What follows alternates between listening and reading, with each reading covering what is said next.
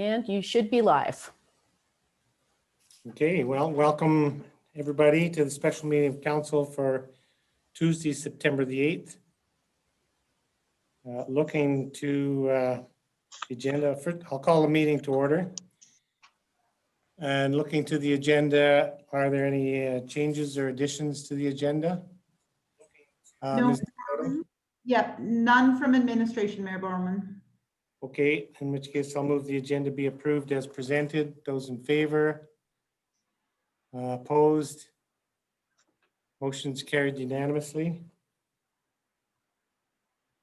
The first item of business is the public hearing. For purpose of the public hearing is to hear from the public on the bylaw that's received first reading to amend the land use bylaw by revising the Teepee Town Comprehensive Redevelopment District. So the format for the public hearing will proceed as follows. First, administration will provide an overview of the matter under consideration. Council will have an opportunity to ask questions of administration. After council question period is finished, I'll invite members of the public to speak. And then there will be an opportunity for councillors to ask questions of clarification after each speaker presents. And once anyone present who wishes to speak has done so, the municipal clerk will read into the record the names of anyone who provided written submissions during today's hearing. And finally, before we adjourn, administration will be given an opportunity to provide closing comments. And with that, let's move to item 2, the administrative briefing. Mr. Gravel. Thank you, Mayor Borman. Just allow me to bring up my PowerPoint presentation.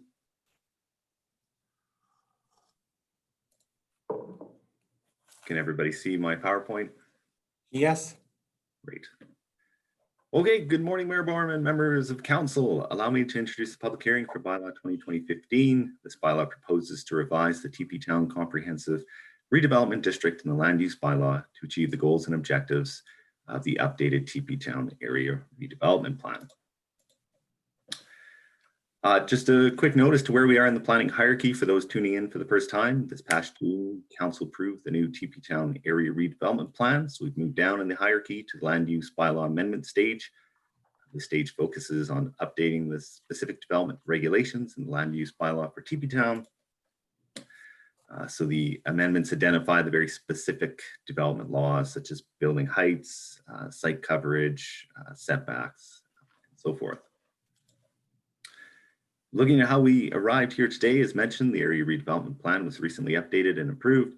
This document established the goals and objectives for the neighborhood, answering key questions such as what type of neighborhood do we want to be, what should Teepee Town look like, and where do we want to go? Administration has revised the Teepee Town Comprehensive Redevelopment District to provide the details on how to get there, with regulations or routes, if you will, reflective where possible of public and stakeholder feedback. Regarding public feedback received for this project, I know council's seen this a couple of times, but for those tuning in for the first time, the results from past public engagement indicate support for increasing densities and allowing for ADUs in multi-unit development, preference for development flexibility and new landscaping, and support for increased building heights and allowing for contemporary mountain architecture. So that's a bit of the background, but what's changed in the district? So there's 5 key changes, and these include allowing for accessory dwelling units in multi-unit developments, for example, townhouse development, adding incentives such as height and site coverage bonuses for the creation of accessory dwelling units in multi-unit development. So not only are we allowing for it, we're trying to really encourage it through the use of development incentives. Similarly, we've added development incentives such as height and site coverage bonuses for apartment development. Council's aware that sub-district B allows for apartment development among a variety of forms, and we'd really like to see some, so we've added some incentives there. Adding requirements for landscaping, including trees and shrubs with new development. Previously, there was no requirement for new landscaping with new development, just a requirement to preserve mature trees where possible. And finally, adding material and design requirements for front driveways for townhouse development. All these changes are in alignment with the policies of the ARP. So those are the key changes. I thought I would provide a little bit more detail on some of the questions that council had asked at first reading, which were primarily what visitor accommodation and contemporary design in Teepee Town might look like, and why tourist homes are proposed as a permitted use, but visitor accommodation is not. With regards to new hotel development in Teepee Town, the rules will result in small hotel development. The examples raised at first reading of Creekside Villa and Paintbox Lodge are fair comparisons. Commercial development in Teepee Town is limited to 2 lot widths, and both of these examples have been verified to be within that restriction. They're also of similar height and massing for what would be allowed for in Teepee Town. So they're apples to apples comparisons. For those curious, there are 5 suites in the Paintbox Lodge, and there are 3 suites and a restaurant in the Creekside Villa. With regards to contemporary design, I thought it might be helpful just to add a couple of visuals. We talked about it at first reading, but there were no pictures to give a bit of a sense of what contemporary design looks like. And it is something that doesn't have a very defined look per se, but it's usually categorized by clean building lines, including shallow or flat roofs, basic shapes and forms, and large windows or glass elements. With regards to tourist home as a permitted use within Subdistrict C, the decision to change tourist home from discretionary to permitted use really comes from the Teepee Town Area Redevelopment Plan, which states in section 4.1.5.2 that tourist homes, accessory dwelling units, and common amenity housing shall be supported in this area of Teepee Town. Development incentives may be used to encourage these. So as tourist homes are sort of this quasi-commercial residential use, they sort of fit well within the intent of that area, which is for a mix of commercial and residential. There are no development incentives proposed for Teepee Town, no site coverage bonuses or height bonuses. However, making a permitted use shows support for it in alignment with the area redevelopment plan. A development permit would still be required for a new tourist home, but the decision would not be appealable unless a variance is required to the land use bylaw's general rules for tourist homes. The development permit allows for conditions of approval to be attached to ensure proper management, such as in the land use bylaw in section 8.6.0.1c, which states that a tourist home shall not interfere with the rights of nearby residents to the quiet enjoyment of the residential neighborhood or dwelling unit. So that would be a condition, and they would need to follow that condition. Should that condition be violated, a fee can be assessed to the owners. With regards to why a tourist home is proposed as a permitted use, but visitor comm is not, as mentioned, tourist homes are considered primarily dwelling units. They are within buildings that must meet the residential development requirements. So they have the same form as residential housing. They would look like a regular, townhouse or a single family home. You wouldn't really be able to tell from the outside that they're any different. They have to meet the same requirements for parking, density, so they're fairly straightforward in a sense. Whereas visitor accommodation, on the other hand, even your small boutique hotels take on a commercial form and have elements that require a bit more discretion. So we're talking about things like on-site pedestrian circulation, location of bicycle parking, location of waste bins and service pickup, building design such as location of on-site food and laundry service, treatment of building's main entrance, check-in desks, and site lighting, which is often a lot brighter for commercial developments. So moving on and looking at the comments submitted by the public, there were 2 primary concerns noted. First, prohibiting parking in the front yard for new development along 2nd Avenue. Second, tourist homes as a permitted use and even as a use in general. So I'll touch on these. With tourist homes, there were several concerns noted, such as displacing rental housing in favor of short-term housing. The town does not have the ability to force landowners to rent out their units as rental housing. Council, I think, is well aware of that, but it's good to know for the public. However, as I've already mentioned in my presentation, there are several development incentives in the proposed regulations that are actually trying to encourage that form of housing in TP Town. And so that's what we're trying to achieve actually with the whole plan here. But we, as I mentioned, don't have the ability to restrict housing to just rental housing. Nuisances such as noise were also cited. As mentioned, the land use bylaw does include a requirement that tourist homes not interfere with the enjoyment of neighboring properties. So owners could face a fine should they violate that, or if there's poor management. There were some calls for tourist homes as a discretionary use. There isn't a lot of variation in site context in TP Town, aside from the corner lots. So you have residential homes that are side by side and across the lane, doesn't really vary much. So making it a discretionary use really doesn't prevent it if somebody was to just say object to it. There'd have to be impacts, and what would those impacts be and how would they differ from each site? So if council was interested in changing it back to a discretionary use, I think it would be helpful to add criteria that sort of makes it clear under what grounds it would be permissible. For example, is there a separation distance between developments? Is there a limit on the number of percentage of tourist homes within a building? Say one, unit per fourplex, something like that, just so it's clear to everybody under what context it would be appropriate. Finally, there was also some concerns about the loss of social connections for neighboring properties.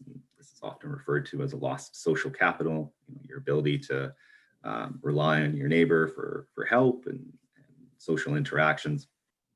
That this area is a mixed use area. It does allow for, residents indicated that they were in support of allowing for commercial as optional, which means you could have a lot of potentially commercial development in this area instead of tourist home development, which would have the same result. There'd be, it would actually be a more definitive result because you would have no one living there. Whereas with the tourist home, you could have somebody living there full time, or you could have somebody renting it out full time.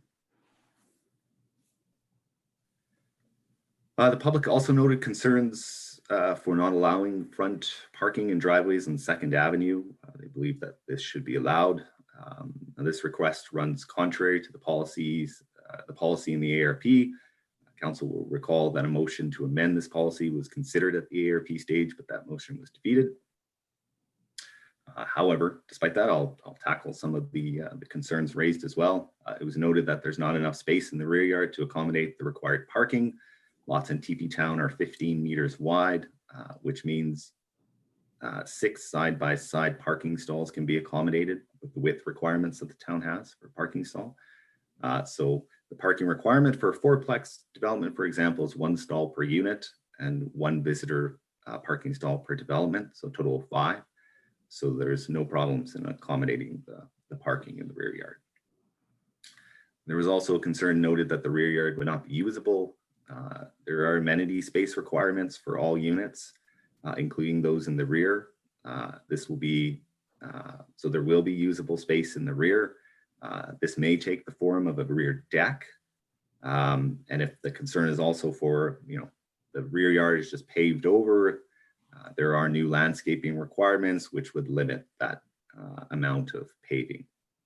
There would need to be some landscaping in the back in order to meet the requirement. Traffic congestion as well as noise were cited as concerns. Yes, there will be increased traffic, which may add a little bit of noise. But given the size of the blocks, the longest having 15 lots, and you spread that out over the day, this isn't really anticipated to have much of an impact. Finally, there's a concern regarding a lack of lighting in the lane, which may be a safety issue. Most of Canmore's lanes, including some of the more extensive ones in Cougar Creek, do not have lighting. So the conditions are really the same town-wide.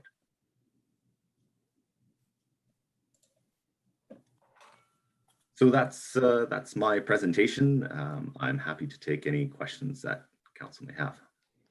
Thank you very much. I do have a question, sort of a general question, not specific to one or other of the issues that were brought forward by the public, but and you did mention that there had been a motion at the ARP to change the direction, the wording within the ARP regarding no front parking in the Second Avenue area, what's that area?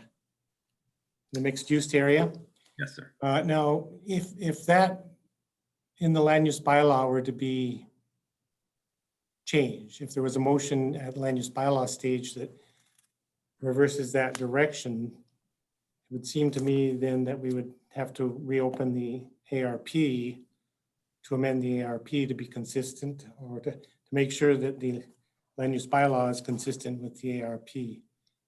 That's correct. Council should follow its own bylaws. So in order to facilitate that, you'd need to amend the ARP to reflect the amendment at the land use bylaw stage. So you need to open that up, and that'd have to go through 3 readings in a public hearing. Yeah, another process on bringing the ARP back.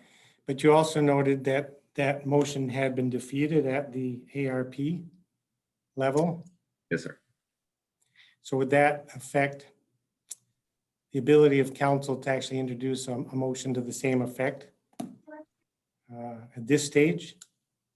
Yes, I think if you wanted to amend the ARP to allow for front yard parking, then you would need to have administration bring back a bylaw to amend the ARP. I don't think you Yeah, can. but I understand that, and that's what I was thinking.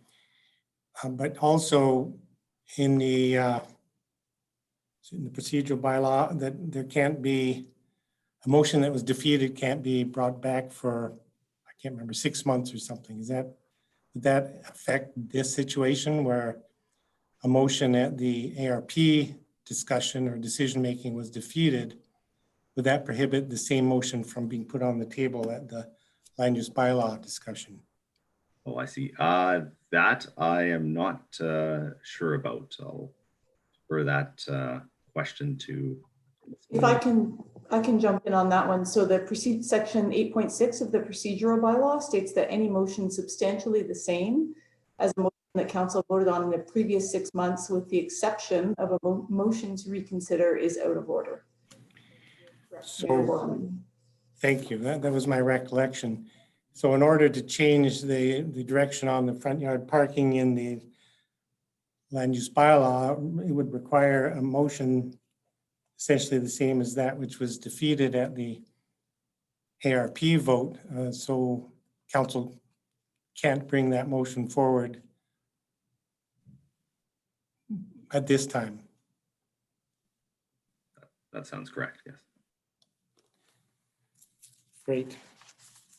Are there questions from other members of council at this time? I can't actually see all council. Okay, put up your hand if you have a question. Now I can see everybody. I see no questions. Thank you very much for your presentation, Mr. Javel. Thank you. So this will bring us to item 3, the public submissions. So of course, we'd like to hear from everyone who wishes to speak today. And in that spirit, we'll be enforcing a 5-minute time limit on presentations. And that won't include time for questions from council. We'll be using a countdown timer to help us stay on track. And if you do plan to speak, you should be aware that you will appear on live web stream of this hearing, and that a recording of the web stream is published online. While you're speaking, we ask that you direct your comments to council and limit your comments to the subject of the public hearing. Council will be given an opportunity to ask questions of clarification after each presenter has finished speaking. And we ask that speakers and members of the gallery join council in supporting the rights of everyone to be treated with dignity, fairness, and respect.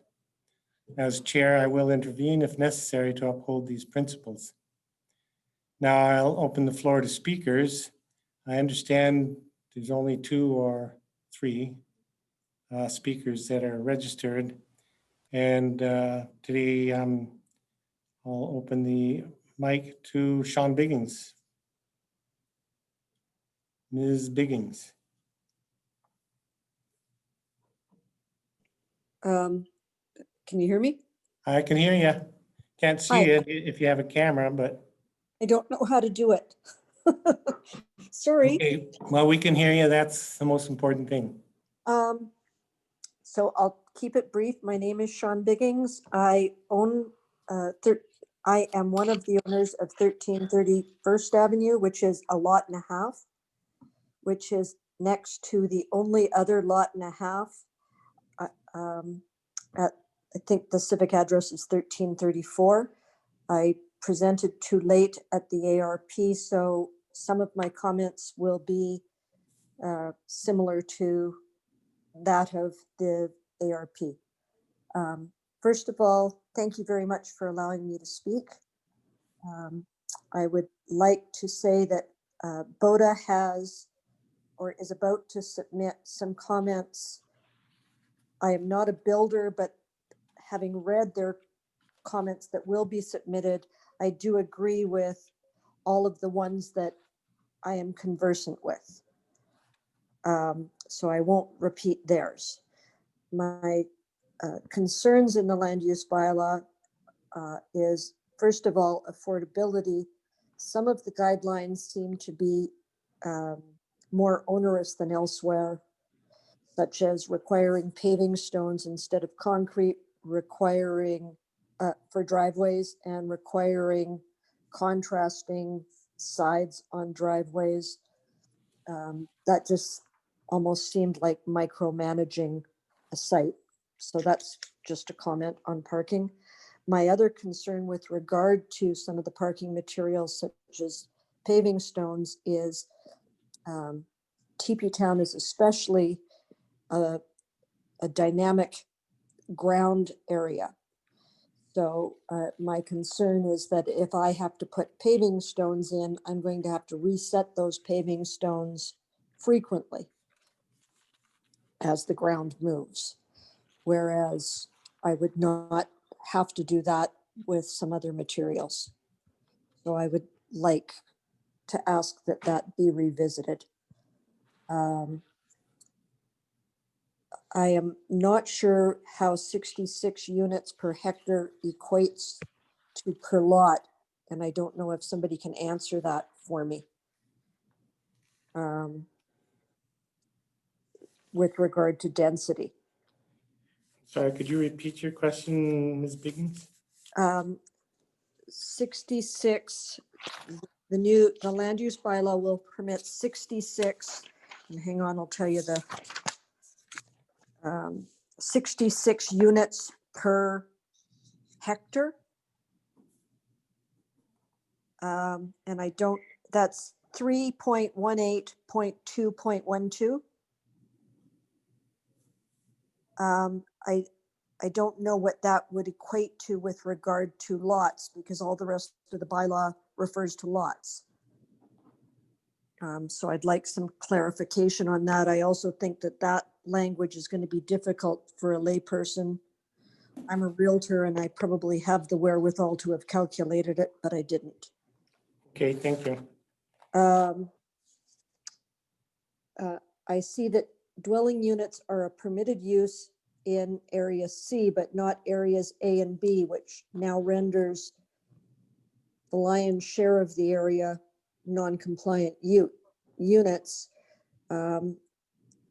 And again, my concern is that it is one of the more affordable areas in the community. So if I wanted to sell my property to a young couple that wanted to buy it and have some dwelling units within their single family home, they would not be permitted under the way the land use bylaw is currently written. I will put all of these comments in writing as a follow-up, Mr. Mayor. Okay, written submissions have to have been provided already or Oh, okay. at the But I time can give of them a speaking. follow-up to this. Okay. I also note that employee housing is only permitted in area C, and I'm curious why not in the other zones. I'd like clarification on that.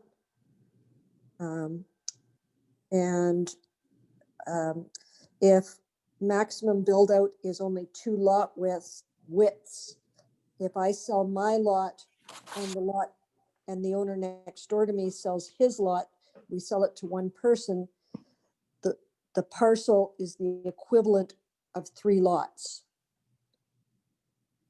And under this bylaw, we are penalized under that. So an entire lot becomes redundant. So I have great concern about that. Sorry, go ahead. Good morning. And my last question is direct control still attainable? My understanding is that it's become quite complicated because my last, when I waited too long the last time, I was told my answer would be to apply for direct control, but have subsequently learned that that would be difficult for a new owner. I am not going to be the developer. I'm not a developer, but, and that's purely a question that, but that is the that is the last of my comments. Thank you very much. Just Thank as you. an observation, and typically administration doesn't take part in public hearing at this stage, but it seems to me the number of your comments are actually related to the ARP, which received 3rd reading. And so it would seem that you're asking the ARP be reopened and amended. Well, I took all of these out of the land use bylaw. All of my comments are with regard to the land use bylaw. Yeah, but generally speaking, the land use bylaw has to, well, not generally, the land use bylaw has to be consistent with the ARP. Yes. And so the direction within the land use bylaw, if it's in place because of the direction within the ARP, and you're interested in having that primary direction changed, that would then require changes to the ARP. In some of the cases, at least that you've mentioned. I would ask perhaps that Mr. Gravel join in and confirm that perspective that I have. Just prior to that, let me ask, is the no variances rule in the ARP as well? Because Mr. Gravel, if you had a very brief. Yeah, thank you, Mayor Borman. I think I can, I'll answer all of the questions once all of the speakers have had an opportunity to provide comments. But some of the comments that Ms. Biggins has raised would apply to the current bylaw. They are quite specific, so it could be amendments under this bylaw. But as I said, I'll provide responses to all of her questions. Thanks very much. Are there any questions at this time from Ms. Biggins? Members of council? Seeing none, thanks for bringing your questions to council today, Ms. Biggins. And as you heard, Mr. Gravel will speak to your questions a little bit later. The second speaker is Ron Rempel from representing Rhoda. Mr. Rempel. Thank you very much. Just gonna see if I'm able to share my screen here.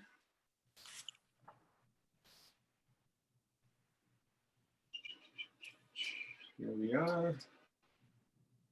All right. If you're able to see that. Yeah. Thank you very much for the opportunity to speak today on the Teepee Town LUB. And I want to say that there's been a significant improvement over the existing land use bylaw regulations. So we're pleased to see many of the changes. I want to thank administration. I think that admin has been very proactive in reaching out to the community, as well as to the developers, the designers who build in that area to get feedback and then to really listen to that feedback. And I think admin's been very persistent on this as well. Mr. Mayor, you noticed at the ARP that nobody's going to accuse the town of moving too quickly on this. It's been 6-8 years that I've been familiar with this issue and looking for some changes to it. And but I really want to thank admin for being persistent on seeing this one through to the point where we're at second reading now for this.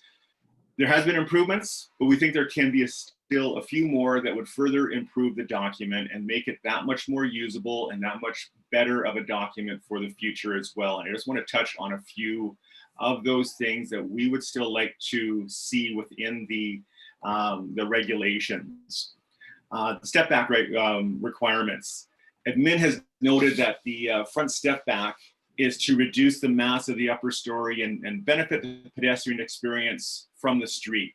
This explains the need for the 1 meter step back from the front. However, there is no need for a step back from the rear, since that is not typically a pedestrian area.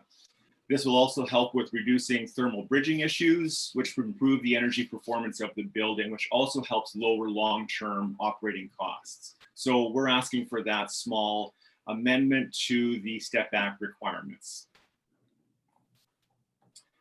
Eave-line height. An eave-line height has been introduced into the Teepee Town bylaws. So the max height is 9.5 meters, not exceeding 7 meters at any eave-line. What we're suggesting is increasing that maximum eave-line to 7.5 meters instead of 7, and then adjusting the incentives by the half a meter accordingly. Because the 7 meter eave-line, in the opinion of our designers and builders, will preclude mountain modern architecture.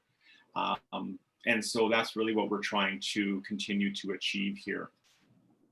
Private amenity space. We recognize that the town wants to encourage more outdoor amenity space to encourage social interaction. We get that. However, the rest of Canmore is 15 square meters. We really don't see a reason why the 15 square meters doesn't work for Teepee Town as well. This is one of the larger issues that we have with the land use bylaw. And so parking stalls are in the rear, except for townhouses, stacked townhouses where front parking is allowed. However, there's certain requirements that have to be met for it to not be a variance. BODA's concern is that concrete should be allowed on the driveway. That's it, simply. We understand the rationale for not allowing asphalt, for not allowing gravel. We get that. However, the proposed regulation to not allow concrete, as Ms. Bigging said, it's too prescriptive. It's micromanaging. It's going to increase the upfront costs. It's going to increase the operating costs for the homeowner as well. There's a high water table in the area. Thus, the pictured paving stones that you see will need to have maintenance. They'll need to be replaced on an ongoing basis. Here's some pictures on the left are from an older driveway with paving stones. You can see that they're going to require ongoing maintenance. You can see in the back that they've already had some that have been replaced to keep them looking good. On the right, we're seeing pictures of concrete. We're seeing pictures of exposed aggregate. We think these look good. We think that they're a cheaper upfront alternative that keeps the cost of building, cost of housing down as much as possible. So what we're asking, please reconsider this aspect of the land use bylaw. We've got some wording in there.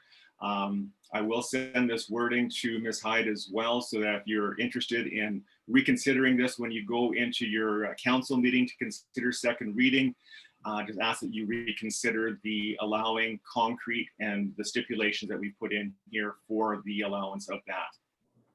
Finally, I've only got a couple of seconds left here. No main entrances facing the side yard. Side entrances have proven to function well.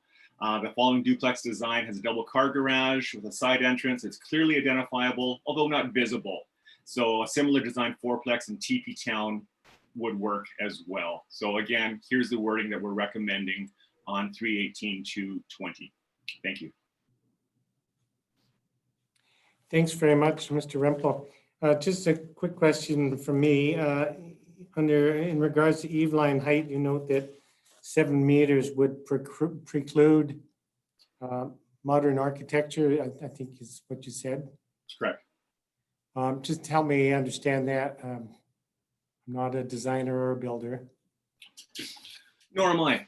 It is a recommendation that we've had from our designers that would say the height on from the roof line to the eaves, if it can be increased, it would certainly allow for more of the lower sloped roofs that we're seeing in mountain modern architecture. And so for allowing the additional eave height would certainly allow for a little bit better height in the buildings for the lower sloped roofs that we're starting to see. So the 7 meter wouldn't allow for that type of architecture? Not to the same extent, no. Okay, thank you. Are there questions from other members of council?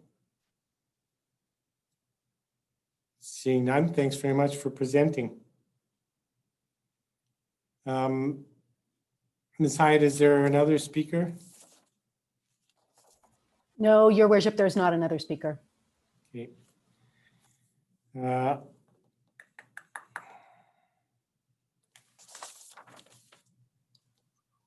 Would you, Ms. Hyde, could you read into the record the names of those who've provided written submissions?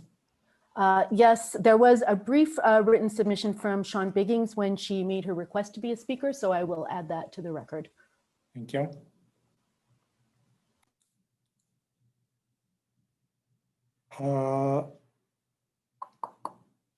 So it's just the public, the written submissions. There was only 3. No, there was a package. It was circulated to council earlier. So those are the, including Ms. Biggins, those would be all of the written submissions. That's correct. That's all the written submissions. Okay. Okay, we'll move to final administrative comments and Mr. Gravel. Thank you, Mayor Borman. So just to touch on some of the things that Ms. Biggins had raised with regards to the density in her area, what 66 hectares refers to, 1 unit per 66 hectares. It would work out to be 4 units per standard size lot, 613 square meters in Teepee town. So I believe she's in area B, so that would be the minimum. In area A, that would be the maximum, with up to 2 suites not being included in that calculation. So you could have a 4-plex with 2 suites would be the density. It's based on per hectare. So if she had 2 lots, she could have more than 4 units. But again, that would be spread out over 2 lots. So it'd be about it's sort of the same ratio of land to units. With regards to employee housing, she's correct. It's not in areas A and B. Common amenity housing is, and that's our new form of employee housing, what we're trying to encourage. And that's what we heard was the preferred use, if you will. So that is in all of the districts. We heard some concern about the paving stones and the affordability aspect of it.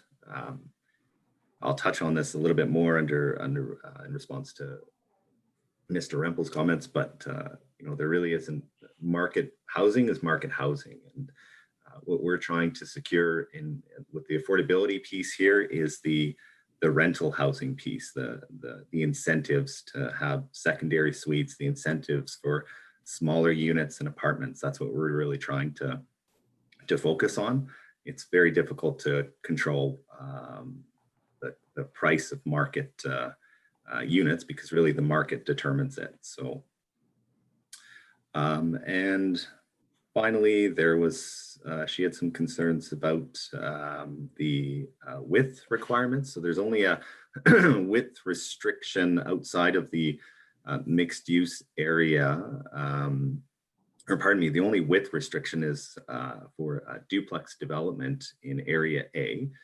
And that's just to keep the lots somewhat small for a duplex, so it's not a gigantic amount of land being used.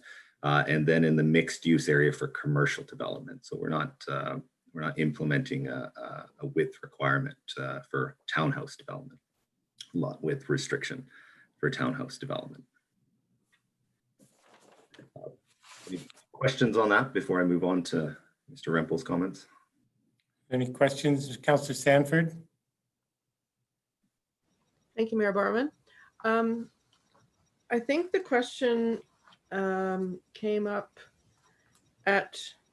when we were discussing the ARP about amalgamating a couple of lots, because I think Ms. Biggins asked that question. And I thought the answer was that you could amalgamate lots and then develop to those lots in area B, which is the ones that were under consideration. Am I remembering that correctly? Yes, that's correct. So that's still accurate. So Okay. she would be able to amalgamate her lots because there's no, for townhouse development, there's no maximum lot width, which is the case in the R4 district. Right, so that answers the question of whether two owners can sell their properties simultaneously and then have them amalgamated. That's correct. All right, that's what I thought I heard. So she raised that today, but I thought that was clarified at the ARP. And when you mentioned about the driveway surfaces, some of the concerns that are raised on that seem relevant to me, with the paving stones having to be maintained, because I know in my neighborhood we have a variety of driveway surfaces. Just we don't have to. It's not mandated, but the people with paving stones do have a lot more maintenance than the people with paved surfaces. So I think the concern that's raised on that, I think, is valid. And how could that be implemented if we decided to change that at this point in time? In terms of how would you change the requirement? Right. That's Is that in the ARP? Is that specifically stated in the ARP that? No, the ARP simply states that there would need to be enhancements to the streetscape. Right. So if council felt that this was an acceptable enhancement, the use of that material, then you could certainly make that amendment at this stage. Mm-hmm.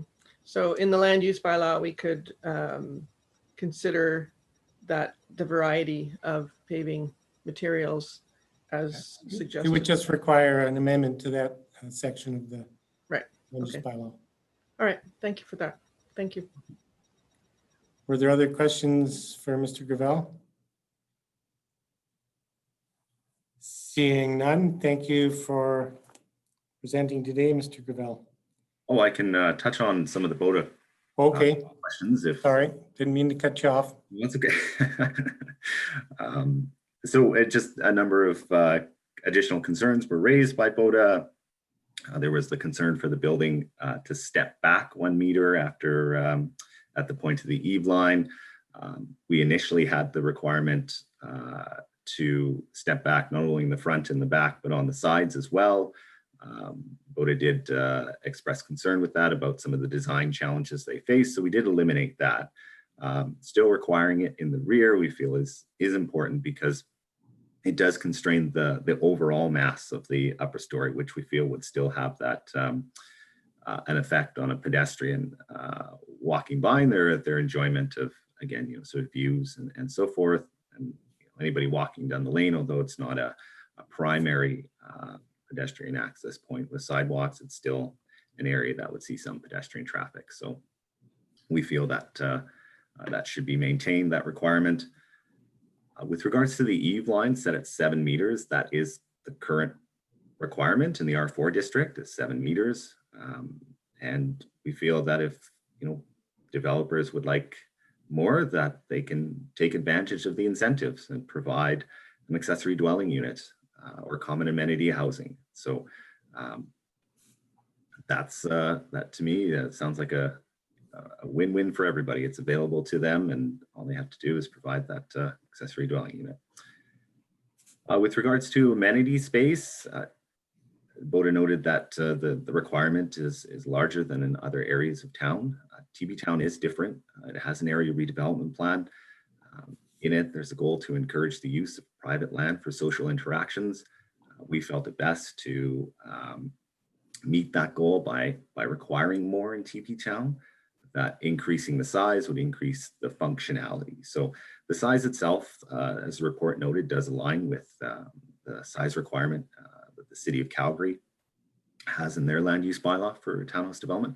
So we don't feel that it's an onerous requirement to meet because we're seeing it throughout the City of Calgary. Finally, driveways.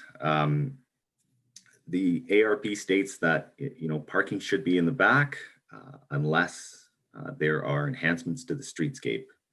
So the loss, I guess, by having parking in the front is there's a loss of continuity in the sidewalk. There's an interruption to the sidewalk, if you will. The Second Avenue was intended to be a different type of street than the other streets in Teepee Town. It's a mixed-use street, so you've got a variety of forms there. So it's really important there, not only to, regardless of the materials, but to not have parking there. But in the other areas, we thought an acceptable trade-off would be the materials, that visual enhancement, if you will, by not only the using higher quality materials, but the contrast, having a border. So some of the materials absolutely would require some more maintenance, but arguably the town's architectural requirements overall require a lot of maintenance. The use of timber and wood, which is something we require with our commercial developments, require a lot of upkeep. The Civic Center gets restained every couple of years. That's the trade-off with usually higher quality materials, is they require some additional maintenance. That's part of owning a home, if you will. So the trick with the stamped concrete and some of the other ones is the ability to ensure good outcomes. So yes, there are examples shown of stamped concrete where it looks good.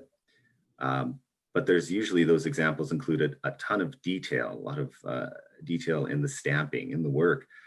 And that's a question then that's that discretionary piece is there enough detail? How much detail do we require?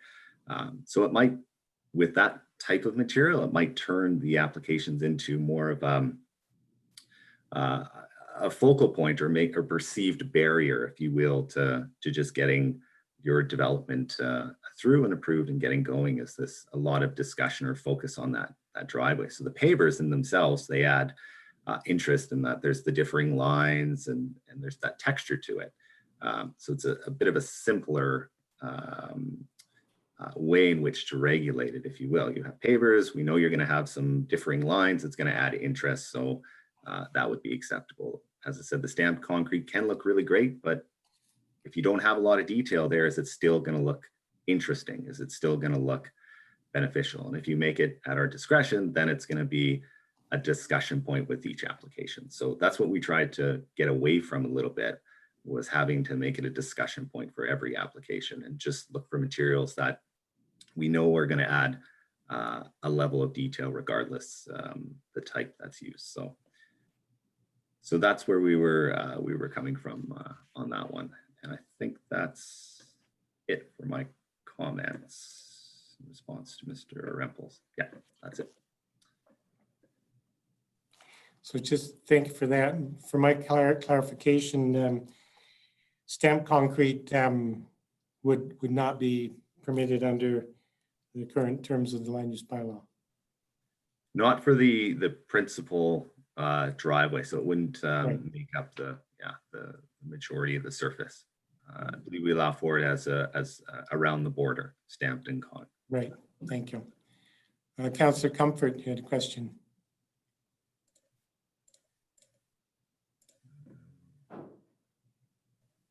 There we go. So I have a question about common amenity housing. That seems to be a transferable term now for employee housing. My question is there another type of housing that would be common amenity housing that is not employee housing? Like say a hostel or, something like that. Sorry. Like a hostel would be visitor accommodation, considered commercial. There's obviously a lot of overlap between employee housing and common amenity housing. I think we're working towards just having that single definition and that one solution. There's a lot of employee housing existing in town, so we didn't want to remove the definition. But the common amenity housing gives a little bit more direction in terms of the form, and you know, as long as you have shared amenities, that's kind of the critical piece to that. And so it would take the, you know, a dorm style, for example. I think what you were trying to get at there with the hostels, it could take that dorm style format, but it would have the appearance of a residential building. It would still need to meet the requirements. So similar to a tourist home, you wouldn't really be able to tell the difference from the outside because it would look exactly the same. The only difference is they would share the amenities. Okay, thank you. Councillor Sealy. Thank you, Mayor Borman. Mr. Gravel, can you talk about the main entrances facing the side yard? Yes. Mr. Krempel mentioned that, and I'm just curious. Sure. So that's something that's been in Teepee Town for a little while, the requirement for entrances to face the street. The architectural requirements that apply town-wide currently required as a choice. It's a should. We've seen it in a lot of new developments where that is not being taken advantage of, and you see a lot of new fourplex development, as Mr. Rempel showed, where at the street level you just get a garage. That's all you see in terms of your design feature, and the entrances are on the side. In Teepee Town, there's a specific requirement in the current regulations that requires for that front entrance to face the street. What that does, it allows for some variation in the at-grade frontage for the building. So you've got an entrance there, it has to be prominent, which then reduces the size of the garage. And so you have a number of interesting elements going on. It's part of good design, if you will, always knowing where the entrance to a building is. Some would call it the trick or treat test. You know, could a child on Halloween go and find the front entrance, or are they going to, you know, run to the next house because it's clear where they need to go? So I believe that the design outcomes in Teepee Town have been good so far, and hence the reason to maintain the requirement for front entrances to face the street. Obviously, Boda disagrees, but we think it's a good outcome. Thank you. Are there any other questions at this time, Mr. Gravel? Seeing none, that'll bring us to the end of the public hearing. So I will close the public hearing. And thanks for being here, Mr. Gravel. Oh, just wanted to correct myself, sir. So stamped concrete is not allowed as a material at all, whether it's the border or the principal. I just wanted to clarify that. Great, thanks for clarifying that. Thank you.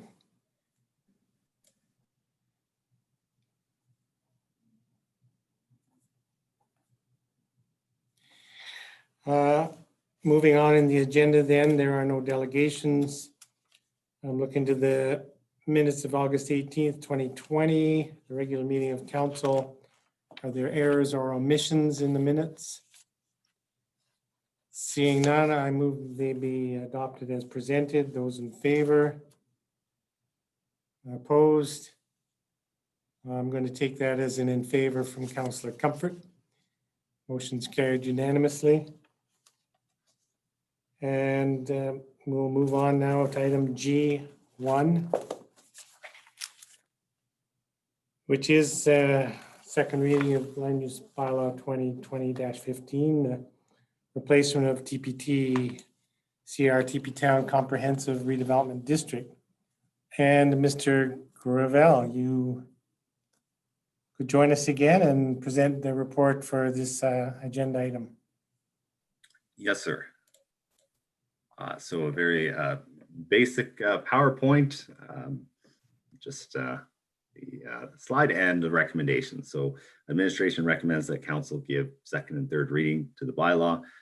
We believe that the proposed regulations align with the ARP, with the public feedback that we received during the process, and as well as feedback from industry where we could implement it. That's it. Well, that was rather lengthy a report. Made you suffer through the other one, so I thought I'd. I certainly expect all of council is up to speed with this. Are there any questions from members of council in regards to the matter before us for second reading at this time? Councillor McCallum? Thank you, Mayor Barman. It's not really a question, but I think that you brought up some of my concern about passing second reading today. Earlier was about the unintended consequences of certain amendments and what that would mean in terms of changing. We had to go back and change the RRP, et cetera. So I'd like to hear more discussion amongst council moving over the next little bit, but I just wanted to let everybody know that I'm going to be putting a motion forward to table this to a future meeting, just because there's lots of great input, but I just want to understand what the unintended consequences of some of those changes, or intended consequences rather, of some of those changes might be. But I look forward to hearing other questions and conversation amongst council. Right now, we're just looking for questions from councillors to Mr. Gravel. But as an aside, if you do put an amending motion forward, it would be to postpone, not to table. Is that correct? You are correct. Thank you. Are there questions this time for Mr. Gravel in regards to the report? Seeing none. Thanks again for being here, Mr. Gravel, and bringing this forward. At this point, then, I will move the council give second reading to Land Use Bylaw Amendment 2020-15, the replacement of TPT-CR, Teepee Town Comprehensive Redevelopment District. So the motion's on the table. Did you have an amending motion or a motion, Councillor McCallum? Thank you, Mayor Barman. I would like to propose a motion to table this matter. Postpone. Why do I have table? Postpone.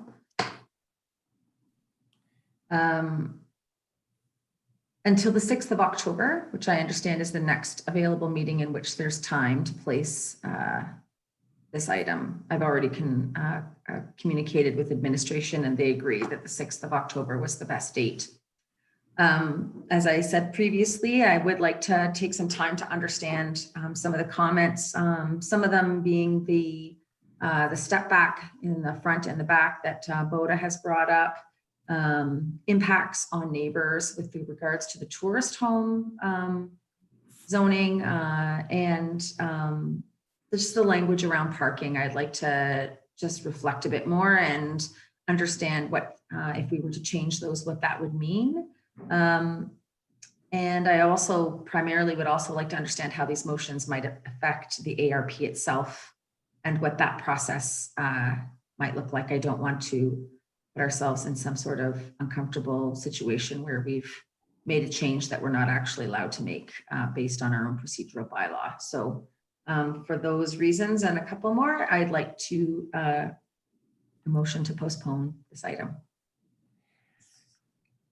Okay, thank you. And in speaking to your motion to postpone, I'll support the motion. As has been noted on more than one occasion, this issue hasn't been moving that quickly through the process. It's been some time, and I'd rather give it another couple of weeks to make sure we get it right at land use bylaw stage.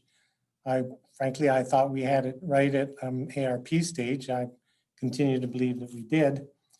But I am concerned about the impact to the ARP if changes are made to the land use bylaw without council fully understanding the impact of those changes at this stage. So I'll support your postponing motion, Councillor. Discussion on postponing motion, Councillor Hillstad. I will also support the postponing motion just because I also have questions and I did have a few amendments planned, and now I want to make sure that those get vetted properly and that we make sure that, that there are no unintended consequences. So, so I will be happy to support a postponing motion at this time. Further discussion on the postponing motion? Seeing none, I'll call the question. Those in favor of the postponement? Opposed? Motion's carried unanimously. That will move on then to item H1, new business, which is leave of absence for Councillor Comfort. Ms. Hyde, you're presenting this report. Yes, thank you, Mayor Borman. So yes, today administration is presenting a request from Councillor Comfort for a 6-month leave of absence. And administration is also recommending that the leave of absence be approved if it's approved to include pay and benefits. So I don't have any slides, but I'll just quickly go through sort of the legislation and procedures that we looked at from administration's point of view. So the MGA allows council to approve leaves of absence, but it really provides no other parameters or authorization beyond that. It's at the jurisdiction of council themselves. So with respect to the pay and benefits, we did have a look at what we would offer as a municipality to an employee who is making a similar request. And employees do have some access to benefits and pay through our existing systems of sick time and short-term leave of absence and long-term disability. So we looked at that, said, we would probably provide the same kind of thing to a staff member. We also looked to the fact that councillors are not eligible to provide for any kind of benefits through EI. So no EI sick leave benefits are available to councillors to apply for. A few procedural effects that we went over in the staff report. It would have a leave of absence would have a small effect on quorum, just in that it would take fewer councillors to be absent from a vote for us to lose quorum than it does now. And with respect to voting, it may set us up for some more 3-3 votes, in which case tied votes are defeated. Councillor Comfort also sits on 5 committees at the moment, 3 of which she's the only councillor representative on there. But, looking at the annual org meeting is coming up in 7 weeks. So, unless people feel differently or the committees feel differently, I didn't actually reach out to them myself. I'm just suggesting that council wait till the org meeting and reassess the appointments to the committees at that time. The last thing we looked at is the deputy mayor spot. Councillor Comfort was assigned to be the deputy mayor for October and November. So again, Councillor Hillstead is the deputy mayor now. We're suggesting he just extend his term until the end of October. And at the October 27th org meeting, we can reassess how the deputy mayor schedule is being assigned. And then the last thing we touched on the report is if the leave is not approved. So what the MGA says is if a councillor misses all the regular meetings in an 8-week period, starting with the first meeting that's missed, that councillor is deemed disqualified. So it doesn't cover special meetings, it doesn't cover committee of the whole, it's just regular meetings. So if the leave were not approved and councillor, the way our schedule works, if Councillor Comfort missed probably 2 regular meetings, depending how the weeks counted out, it would only take 2 to be disqualified. And then in the event of disqualification, council would then be looking at a few choices. The vacancy wouldn't occur in enough time before the general election to require us to hold a by-election, but it's always an option for council. And that concludes my presentation. Happy to answer any questions. Thank you very much. Question I have is just around the process or ability of Councillor Comfort to return sooner than the April 12th date that's referenced in the motion. And I'm assuming that it's fairly straightforward. As soon as Councillor Comfort is feeling up to being, taking up her formal duties again, she can simply indicate that through communication to the town and I don't know, perhaps a medical certificate or something. Do you have any idea of what the process might be, Ms. Hyde? I know the MGA is pretty quiet on all this. It's taciturn. The MVA does not have much to say about that, but you know, I would just follow the regular procedure. Like usually how it works is a counselor should provide notice to the CAO of their intention of something like a leave. So I would say it would just be the same thing. If Councillor Comfort is able to come back earlier, she can just provide a notice to the CAO, and it doesn't say it requires a motion, but it wouldn't hurt either. We would probably just do something like that to make sure that it was on the books. But the motion we have there is for the leave to go up until April 12th. So it is definitely not constraining Councillor Comfort into taking a 6-month leave if it's not necessary. Great. I will note in regards to the committees that Councillor Comfort's appointed to, and recognizing that there's only a bit over a month until the organizational meeting, but of the 3 committees, the Public Art Committee, Environmental Advisory Review Committee, and the Bow Valley Wild Smart, as mayor, I can sit ex officio on those committees. So if there are meetings of those committees called, I can certainly take Councillor Comfort's place quite easily. And I also note the Bow Valley Waste Management Commission, I think it's Councillor Hillstead is an alternate to the 2 appointees, so we would be covered there. And assessment review is the only area in which I think it'd be difficult to find a stand-in for Councillor Comfort, but I don't. I did check actually with, sorry to interrupt, Yeah, I go did ahead. check in with our assessment services, and the way it works anyway is we're only allowed to have 1 counselor on any particular assessment review panel, and we do have 3 counselors altogether that are qualified. So they seem to think they would be able to go ahead. Great, super. Councillor Comfort, I know that you'd wanted to speak to the report. Did you want to speak at this time or later? Yes, I'd like to speak now, I think, before the vote. First of all, I want to thank my colleagues and admin for the tremendous support that I've had over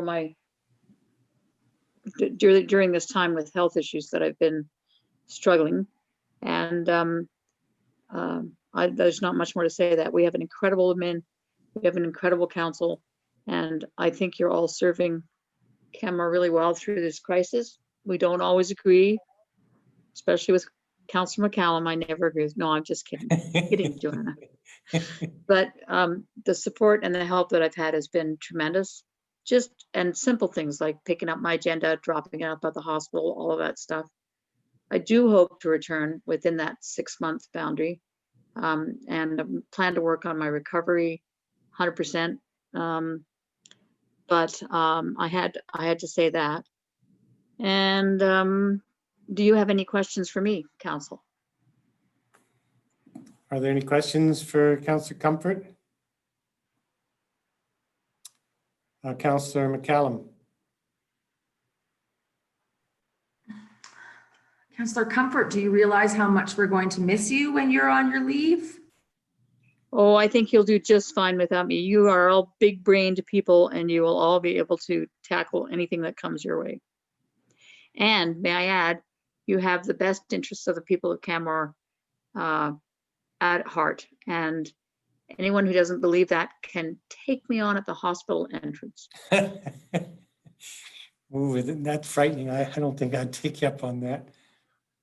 Are there any other questions this time before a motion goes on the table? Councillor Sanford? I have a question for Ms. Hyde. Further to the committee appointments, what is the status of Councillor Comfort for SDAB if we provide a leave to her? Because that's another committee or another board that she's on. Oh, I missed one. She would be on leave from SDAB as well, Councillor Sanford. Okay. And we don't have an We alternate. have, there is an alternate, is it not, Councillor? Oh, you know what? I can look it up in 2 minutes. Just give But me a second. SDAB can run without the council rep on it. Right? Yeah, but if a councillor was on leave from their council position, that affects all the committees and boards that councillor Yeah. would be part That's of. correct. Yeah, the intent is to step back entirely from any council duties Okay. and And- focus on getting healthy. Yeah, exactly. I just had another question for Ms. Hyde. She also said that disqualification would result in vacancy on council, at which point council would have the option of holding a by-election. At this point in time, we have the option, but when is it not optional to hold a by-election? If the vacancy is further than 18 months away from the annual general election. So if it would have happened 18 months before the October election in 2021, then we're required to hold a by-election.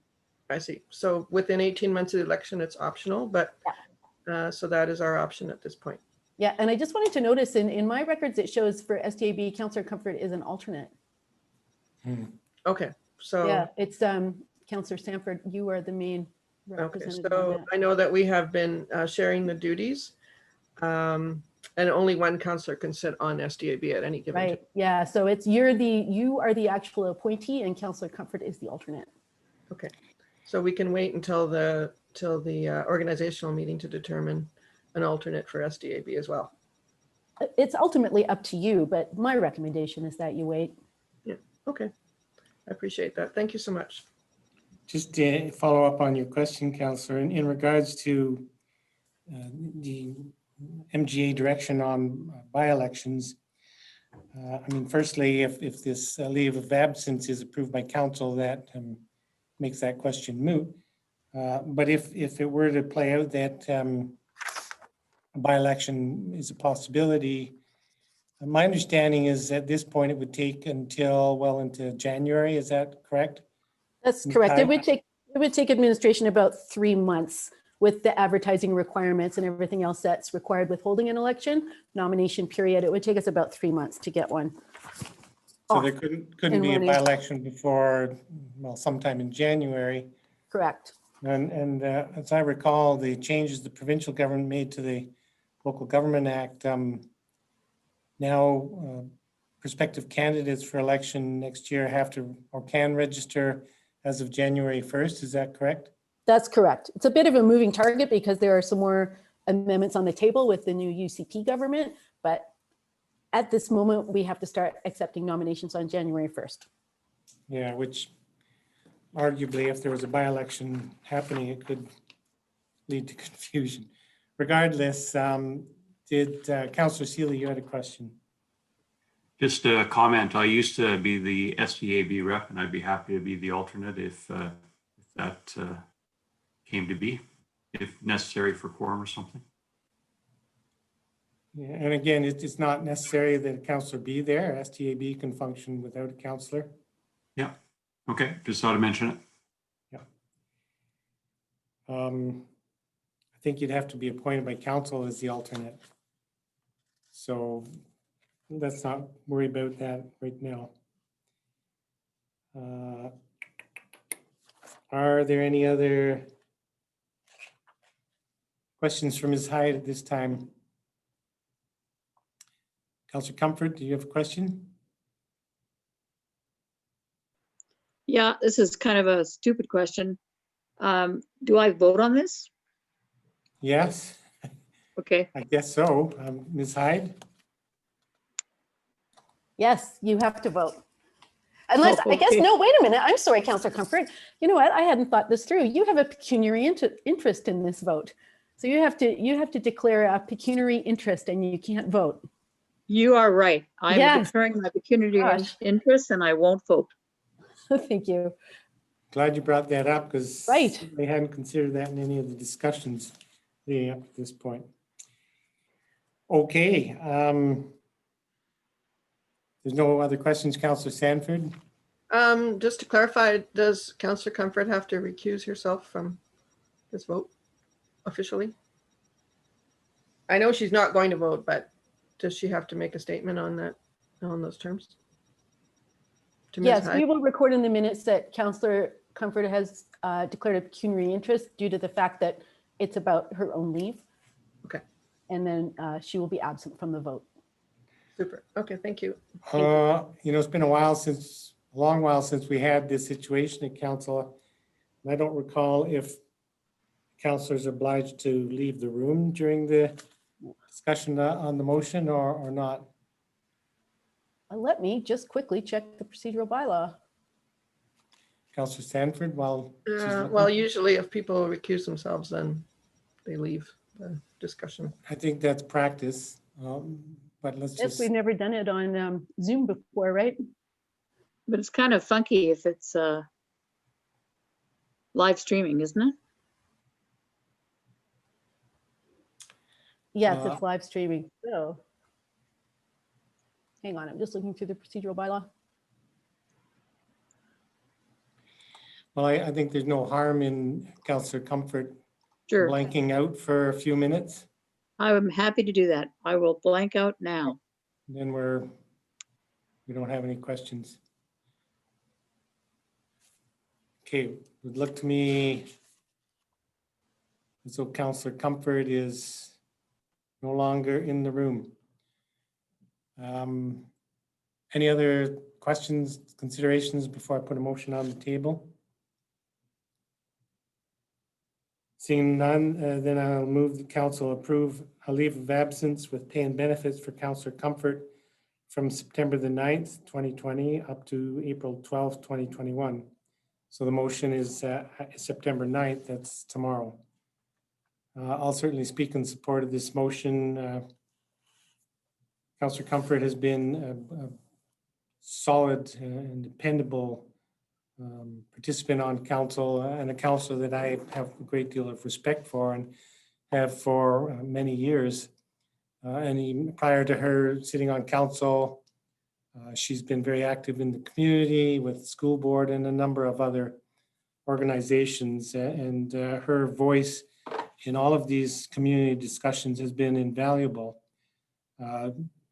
I'm certainly hoping and confident that Councillor Comfort will be able to return to her council duties before the end of the term and hopefully much sooner than the 6 months. 2021 is going to have some very meaty issues before council, and I really hope that Councillor Comfort is back at the table and able to be engaged in those issues. So I will support the motion and extend my strong wishes to Councillor Comfort to recover quickly and recover well. Further discussion on the motion, Councillor Mara.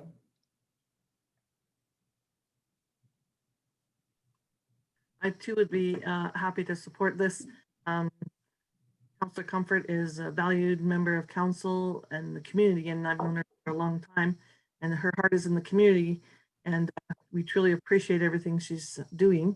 I don't know, she would not take this decision lightly either, stepping back, because she likes to be involved in the debate and the discussion and give her input, as I call her a wise soul. I am quite happy to support this. Councillor Mara, Councillor McCallum. Mayor Barman, I too will be happy to support this. Esme has not only been my neighbor for as long as I've lived in Canmore, but she's also a valued member of this community and an incredible leader in her time here in Canmore. And I think that we owe her the opportunity to take a step back and heal herself and become well so that she can come back out fighting like she has since I've known her, since she ran in 2012. So I think that the recommendations put forth by administration are not only appropriate, they're compassionate. The last thing that we want Councillor Comfort to have to worry about is money right now while she's working to heal herself. So I'll be happy to support this motion, and I look forward to sparring with her on the council floor at the dais in 6 months. Thank you. Councillor Seeley. I too will support this motion. I think it's a very hard thing for Councillor Comfort to do, and it's very important. She needs to get well and take time to do well. She's a valuable member of council and the community. So I will support this motion and wish her the best. Councillor Sanford. Thank you, Mayor Barman. I too will support this motion. As has been mentioned before, which I have written down in my notes, Councillor Comfort is a valuable member of our team, and we really appreciate her insight and her contributions to all our discussions. And so I think giving her 6 months to heal and take the stress off her shoulders of getting well will be very good for our council. And I would be much appreciated to see her back in 6 months and get well as may. Councillor Hillstead. I will also support this motion. I'd rather, we didn't have to have this motion. I'd rather Esme be healthy, but she just needs some time to get back to the health that she needs, and so I think it's the right thing to do, and just hope that Esme, heal up quick. Further discussion on the motion? Seeing none, I'll call the question. Those in favor? Opposed? Motion's carried unanimously. And I will then move the council appoint Councillor Hillstead as Deputy Mayor for the month of October 2020. Discussion on that motion. Seeing none, I'll call the question. Those in favor? Opposed? Motion's carried unanimously. And we'll be moving in camera momentarily. I wonder if Ms. Hyde could send a message to Councillor Comfort and suggest she could rejoin for the in-camera portion. I will do. Thank you. So we will be moving in camera to discuss the Tourism Task Force and Business Recovery Task Force appointments. And I'll move that the council take the meeting in camera to prevent disclosure of personal information in accordance with section 17(4)(g) of the Freedom of Information and Protection of Privacy Act. Those in favor? Opposed? Motion's carried. And as soon as we get the word from the host, we'll be going in camera. I am just assigning you right now.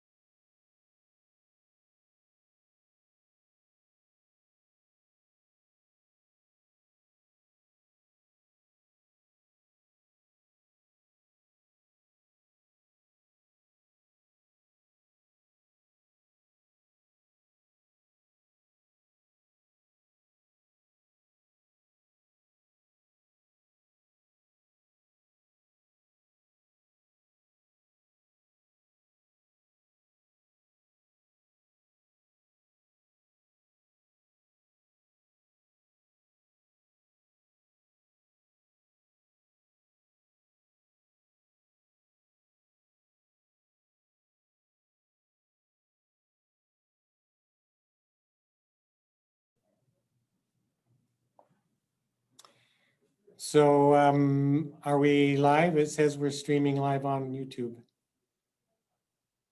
Yes, you are now live.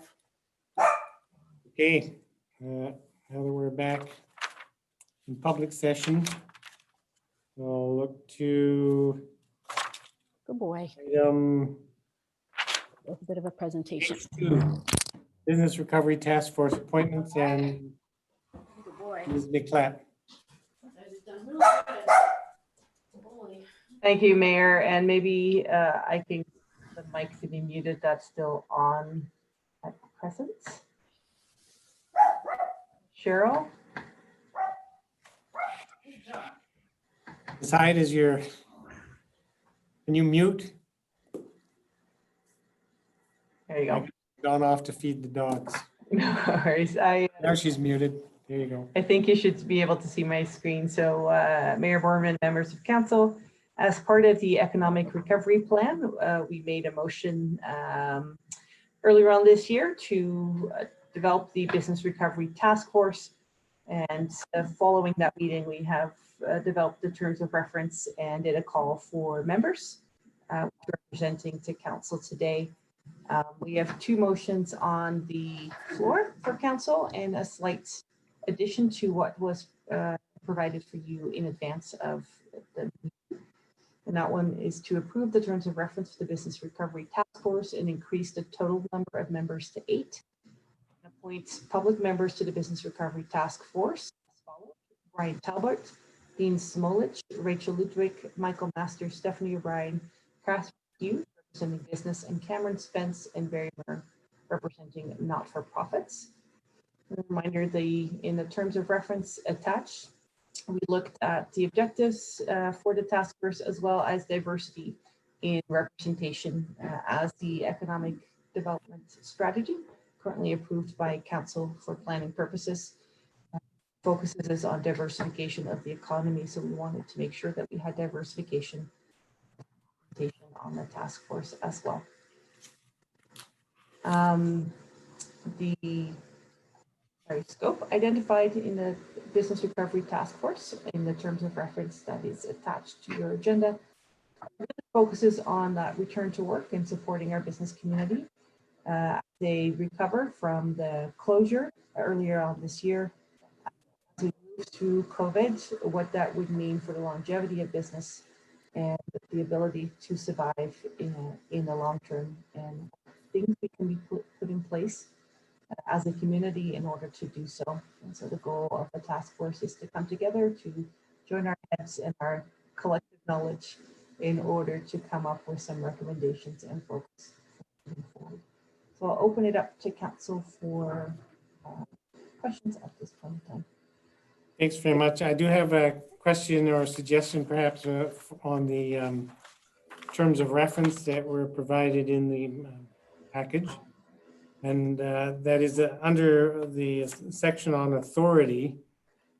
It notes that final decisions will be at the discretion of the manager of economic development, senior administration, and town council. And I'm wondering if that should read or town council, or is the intent to have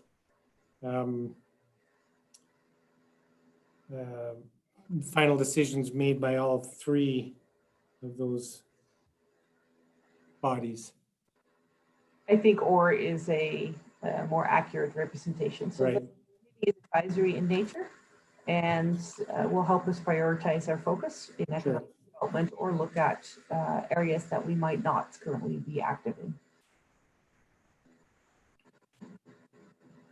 Great. So I might propose 2 amendments then to the terms of reference.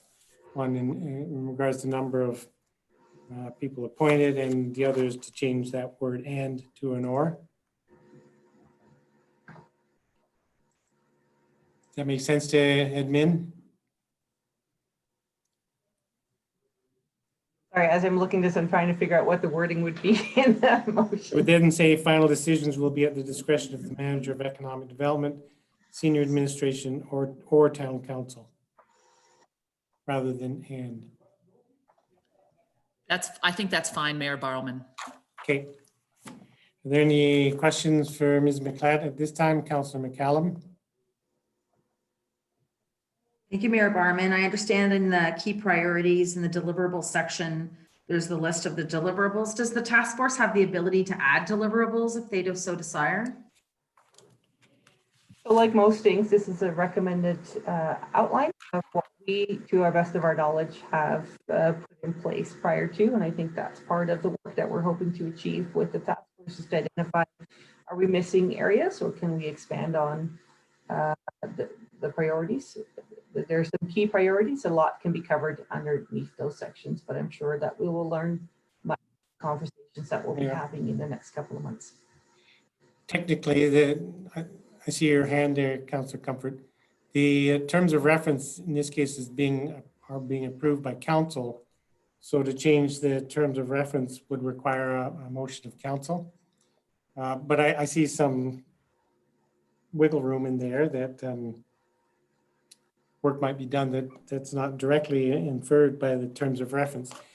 But yeah, once council's approved terms of reference, they can only be changed by council. And the difference between this task force and the tourism task force is we'll be charging the tourism task force to draft terms of reference to come to council for approval. Any other questions from Ms. McLeod? Councillor Comfort?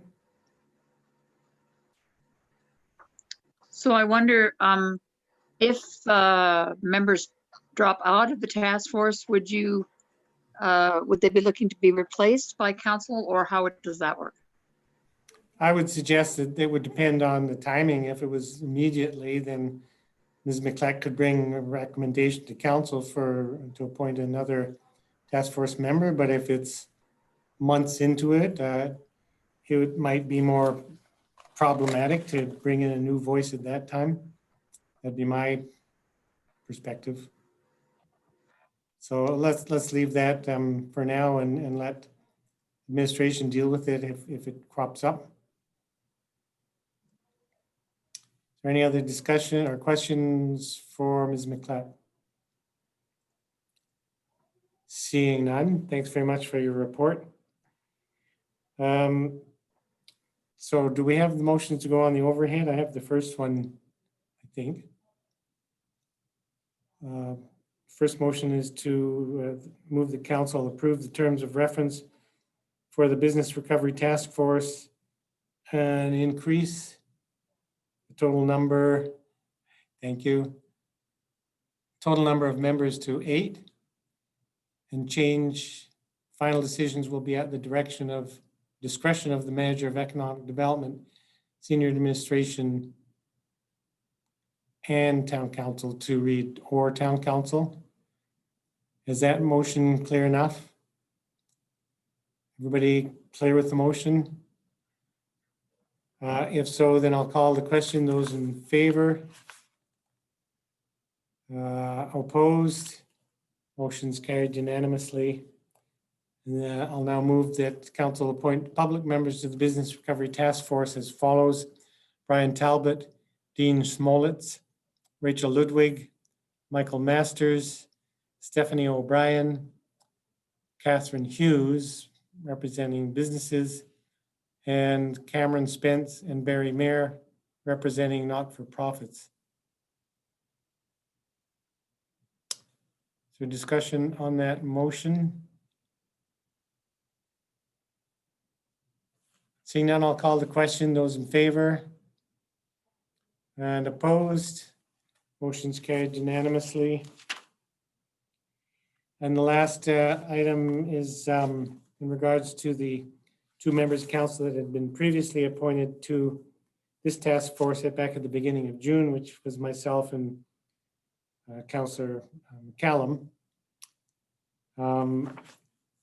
Given that I've now been appointed to sit on the tourism task force, which wasn't being anticipated at the time the Business Recovery Task Force was appointed, I'm prepared to step off of the Business Recovery Task Force and make room for another member of council.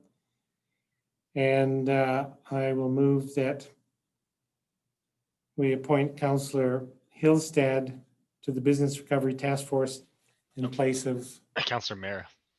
sorry, Mara, that's what I wrote down. I just read it wrong. Councillor Mara in place of myself, Mayor Borman. Discussion on that motion? Ooh, that was close, wasn't it? Seeing no question, I'll call a question. Those in favor? Opposed? Motion's carried unanimously. And with that, we'll move on to item H3, the Tourism Task Force appointments. Dr. Cottle. Thanks, Mayor Bauman. I'm here to ask council to make appointments to the Tourism Task Force. Before the pandemic hit, administration was working on bringing this forward, this notion forward of the need for a collaborative, meaningful conversation in the community around our identity as a tourist community and how we really move forward in a way that embraces sustainable regenerative tourism, which is something that is part of a worldwide conversation about managing tourism in ways that are fitting with the community in which the tourism occurs. Really, the industry talks about it largely as a license to operate, a social license to operate with the community by being engaged in meaningful and thoughtful ways and making sure that the tourism that is being attracted fits with the values of the community. So we were working on bringing something forward around this before the pandemic. And when the pandemic hit, it really got put on the back burner. And then as we have been living with a pandemic, it really, based on the summer we've had, highlighted the need that pandemic or not, we really need to be having this conversation now or last week or last year, that the time is now to have the conversation. It's really the right time given all the changes that we're seeing. So administration, along with Ms. McClett for the Business Recovery Task Force, advertised to get community interest, and we were really pleased to get 48 applicants, which is a very strong showing for this important task force, and certainly has made the decision of who to appoint very challenging because the breadth and depth of who we heard from was really impressive. And unfortunately, we just can't run a task force with 48 people. So the task force will be based around the Tourism Canmore Kananaskis Strategic Plan, which that organization has created and that the town of Canmore Council approved in May of 2019 for planning purposes. That document really sets out a vision for sustainable tourism that I'd just like to briefly read. It states that by 2024, Canmore Kananaskis will be fully committed to a triple bottom line approach to tourism development. This will be received, that will be well received by visitors. A high degree of trust will have been built up between stakeholders, and several high priority sustainable tourism development goals will have been achieved. So this document will really be the framework for the conversation.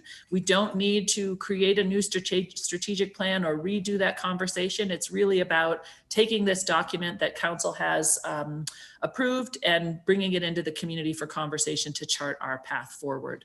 Creating a vision and a mission and a sense of how we want to identify as a community and charting the way forward will be the main goals. There is no terms of reference yet for this document or for this task force. The thinking is that we really need to get this group together and get the great minds who will be appointed by council to do some initial work on establishing a terms of reference and being able to identify what engaging the community might look like and any additional resources that will be needed. So those elements will come back to council at a later date. For today, we just want to get the appointments done so that we can begin to get this group together and to start working and thinking about it. So we are asking council today to appoint the mayor and Councillor Seeley and the executive director of the Tourism Canmore Kananaskis to the task force. The executive director will be there on behalf of TCK as it is their document and they're a prime stakeholder to make sure that they are well represented and part of it. And then we have, I believe it's 16 members of the public to appoint to the task force. I'm happy to take any questions that council may have, but really this is just the next step in moving this important conversation forward for our community. Great. Thank you very much. I'm just, as you were speaking, it occurred to me, and this is not a critical issue, but the, can't remember the actual job title for the lead of TCK, but it's not executive director, not that I think it matters that much, but Councillor Seeley, what's the working job title, job description? That changed about a year ago. It's now CEO. Thank you. You're welcome. Okay, I can substitute that. Are there questions at this time from members of council? I have one in the financial impacts, rightfully so. There's no budget associated to the task force, but my expectation is there will be, perhaps not initially, but ultimately some budget required. Perhaps in the initial part, any moderate expenses could be managed through existing budgets, like the mayor's hosting budget or something. I'm thinking in terms of, knowing that the good chance the meetings would be in the evening, there may be a need for, I don't know, coffee and cookies or something. So I don't know for certain, Mayor Bauerman. I believe you may no longer have a hosting budget based on the budget changes we did for 2020. I can't say for certain. Sure. But we will work within the budgets that we do have. And if we find that we don't have the budget we need, then we will be returning to council. Okay. So I believe initially these meetings are going to be Zoom. And so people can just make their coffee at home. Sure. So I don't foresee in the short term a significant expense. There was expense in advertising, but those were covered, for example, by the communication department budget. So I think for whatever we need to set up in the short term, we should be able to make it work. Great. I guess this is a separate conversation. I would like to consider having meetings that are both in public and Zoom, similar to other organizations that. We don't have the technology yet to be able to do that. Once we do, it's something we can consider. Yeah. But I think given You're where right, we're still you're right. at with COVID, we will need to have options because not everyone is comfortable. So Right. once we have the technology, we can use that in the best possible way. But for right now, we don't. It's not yet available to us. We're working Right. on it. I had forgotten that. Councillor Sanford. Thank you, Mayor Borman. Dr. Cottle, I think you mentioned that there were 48 applications. Mhm. Is that correct? And we're taking we're recommending 16. Correct. So that's only a third of what we had applied. It must have been a very, very difficult decision to pare it down to 16. It was, and there, I'd love to be able to say that there was a magic formula, but really with the breadth and depth, we really just tried to make sure that we had representation from a wide diversity of experiences and knowledge and different categories of people in the community, and to make sure that it was a wide range of people who represent a variety of different types of voices. So very difficult to choose. Thank you. I mean, we all had a chance to look at the applications, and there's some incredibly strong people in the community who put forward their names. So we really appreciate that, but 1/3 is still 16. So thank you very much for all the effort. And when we will encourage and really try to work with everyone who applied to make sure that they can participate in some way. If they're not directly on the task force, then hopefully as we pull the community engagement together, or who knows what the work of the committee will look like, we're hoping we'll be able to bring those additional folks as well as the larger community in another capacity. Well, thank you for the effort you put into balancing the group. That was really helpful. Thanks. Thank you. Is there any further questions for admin on this report?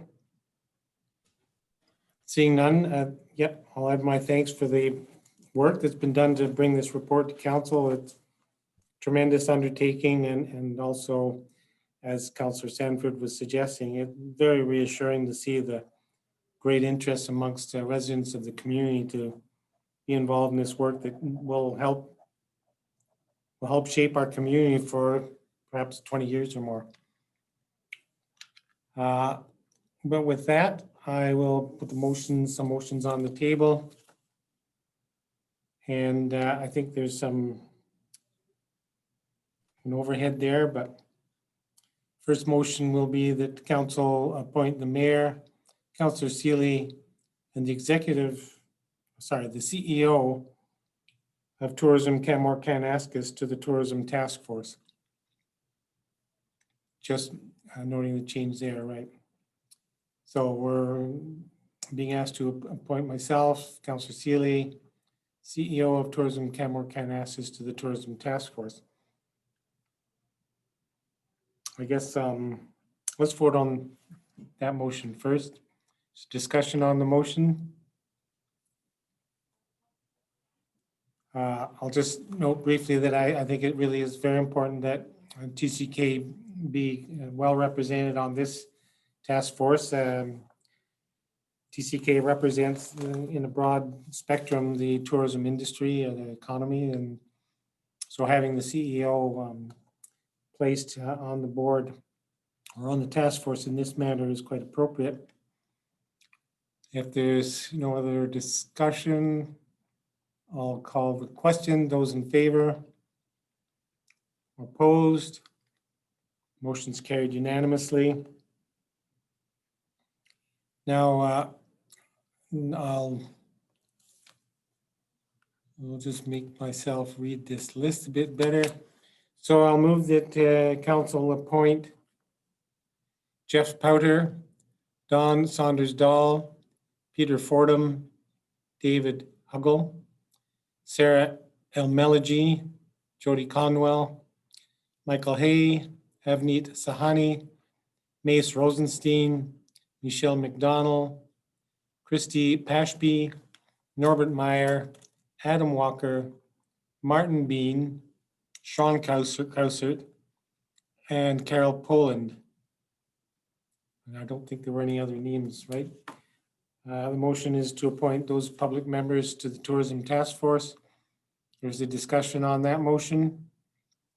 Councillor McCallum. Thank you, Mayor Barman. Well, with 48 members of the public over the course of a very busy and strange summer, sitting down and choosing to put their names forward for this task force, I'm humbled by the names and the applications that we've received. These selected group is just a snapshot of the talent that we saw in those applications, and I'm really proud to support these names moving forward as we look towards a new vision for tourism in our community. I think that these are not the normal names that we see generally that put their names forward for a task force like this, or task force in general. Clearly, these are folks that have a pure love for Canmore and really want to see it the best for its tourism industry and its residents moving forward. So I'll be happy to support this list. As will I, and I echo Councillor McCallum's words in regards to the very strong response we've had from the public. I think it's clear how important this is to so many people in our community, and I'm really particularly pleased that with this list of volunteers, we do see a good balance of perspective or background. Remembering or keeping it clearly in mind that throughout all of these discussions, and particularly around the tourism economy, we talk about triple bottom line balance. We're trying to find that balance between economical importance, environmental issues, and social issues. So this list of volunteers really does, I think, represent that broad spectrum of interest in the community. And I can say I'm really looking forward to becoming involved with this group and getting the task force meeting started. Other discussion on the motion, Councillor Seeley? Yeah, I too would echo what I've heard so far, but the resume of the applicants were outstanding. We do live in a talented community. I thank everyone for putting their name forward, and I'm looking forward to the work too. It's very important, and it's sad to say no to some of the applicants because they were all so good. And thank you to everyone who is participating, and I am looking forward to the work. For the discussion on the motion? Seeing none, I'll call the question. Those in favor? Opposed? Motion's carried unanimously. I believe that's everything on this item. Am I right? In which case, I will move that council be adjourned. Those in favor? We're adjourned. Now, we had a meeting scheduled for now. I think we should plan to eat something between now and the next meeting. So is half an hour adequate for everybody?